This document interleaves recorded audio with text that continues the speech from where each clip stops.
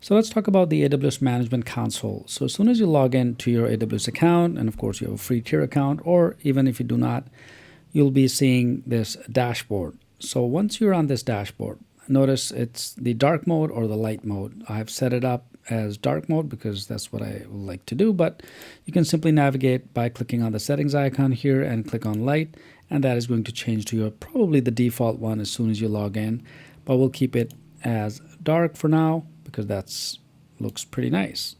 In any case, well, that's the setting that you now know on your menu here, that this is how you would turn your modes. That's the first setting. Well, the other things that you see here are the widgets, which is fairly nice because it gives you the ability to actually customize and add more widgets as well, or you can reset to your default layout.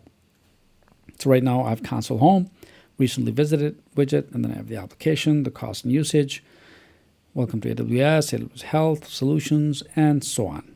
Now, if you need to add additional widgets to your UI, you can simply click on the add widgets and it brings up the options for you. Now from here, you can simply drag and drop, for example, if you need to get insights into the visibility and control you have over your resources, or quickly access your favorite services and applications. For example, if I need to add a favorite one, I can add it either in one of these blocks simply by dragging, or I can add on the bottom as well. So it adds up right here, and that's where I would be. So I can customize it by removing it if I need to, or I can just leave it as is, and I can put some things into the favorite one as well. So that's how you would simply add a widget, or if you need to remove it, you could remove it like so. And you can simply drag and drop other widgets as well, wherever you want them to be. All right, so once you're done with the widgets and you like the layout that you like, then you can simply start to access all these services. If you need to see all services, just click on View All Services, and this is going to give you a whole list of AWS services. Now, of course, when we started way back then, there weren't as many services, but now AWS has a lot of services based on each category. So under Compute, you'll have the EC2, Lightsail, Lambda, and so on. And then, of course, you have Management and Governance. They've added a bunch of new services, and that's what they do. They keep coming up with these new services because that makes our lives easier. For example, the machine learning is massive. Those services are just increasing day by day, and they're coming up with new services.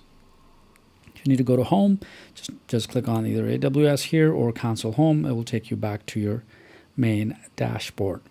Now, another thing you can see here is the search. So if you need to, for example, search for a particular service, you can simply type the name and it will bring up this dialog box for you, or this drop down menu, and you can simply click on the service that you're looking for. So for example, if I need to go to Route 53, I can just simply click on it and it will take me to that particular dashboard. Now, once you are in a particular area or dashboard or service, you can then of course do the usual by changing the options or start managing the service the way you like or based on your project requirements. So on the top here, you'll see global, because that's what the US East 1 or ES 2 or 3 or whatever you are, you can simply pick and choose as to which region you belong to or wherever you're actually working. Now, since we're in Route 53, it's a global region. If I go back to AWS, my main dashboard, here I'll be able to see my actual US North Virginia or US East 1, as it's called in AWS terms. Similarly, depending on whichever region you're in, you can pick and choose, and there are of course other regions that are not enabled for this account, and you can enable it later on if you need to add more to, but one is sufficient. Or if you're actually working for an enterprise organization, you might see a bunch of other AWS regions as well, so you can configure it right from here.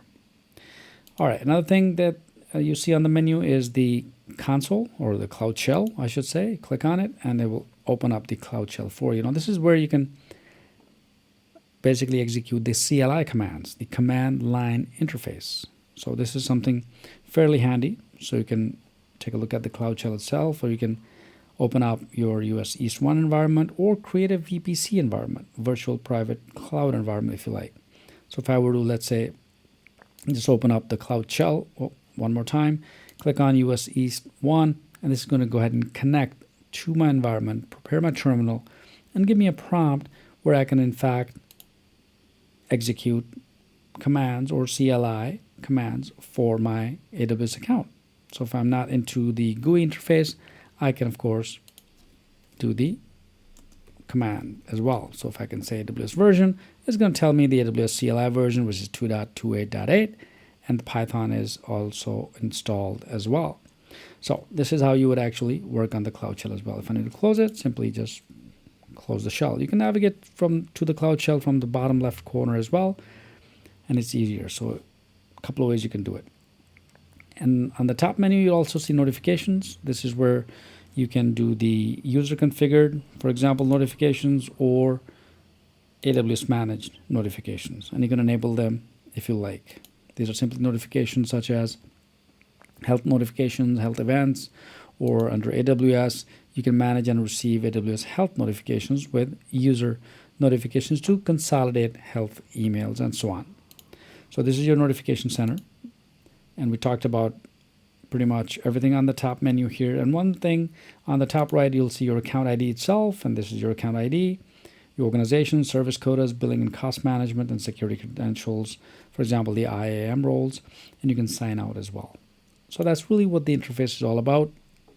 It's fairly dynamic, very robust, and easy to navigate and take a look at any of these services that you're actually working in. For example, if you need to see S3 bucket, I'm going to go ahead and click on it, and this is going to open up this particular bucket for me where I can actually create buckets. I can take a look at buckets, create bucket policies, and currently there are 3 that we have, and I can simply go ahead and create a bucket. And bucket is simply where you store your images, your data, anything, any objects that you wish to store. So if you're hosting a site on AWS, which we will be, you'll notice we'll save everything to the bucket. It depends on how you're hosting, which stack you're using, whether it's S3, CloudFront, or RDS, or depending on whatever project that you're working on.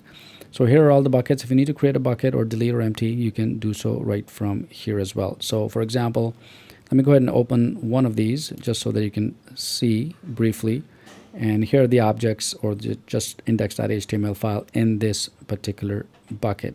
I can, of course, go to actions, and I can edit actions. I can create a folder. I can upload more files to this bucket as well. So that's really all about AWS Management Console, and watch for the new services being constantly added that AWS does. You can visit our blog at blog.claydesk.com just to get up to speed on different resources and the latest news that AWS has. So I hope this helps. Let me know if you have any questions with this. Let's move to the next lesson. So one last thing I like to demonstrate is the IAM, which is the identity and management. So you can either go to search and find this, or if you've recently visited the service, you can simply go ahead and click on this. It's the identity and access management. This is where all the users, the roles, and the policies that you attach to those users are provided, and you can create user groups. You can add a user, for example. You can create roles, policies, and do multiple things. So of course, this is where your root account, your admin account is there, so you need to be very careful, and I'll talk about later the details about the best practices on how to create users and user roles. For example, we have 2 users right now, and then there are multiple roles that are available. You can create a role and assign this particular role to the user. This is also known as the RBAC, or role-based access, right? So it's always a good practice to assign roles to users and not directly grant access to users. But we'll talk about this later. All right, so this is all about AWS Management Console. Let me know if you have any questions. And with this, let's move to the next lesson.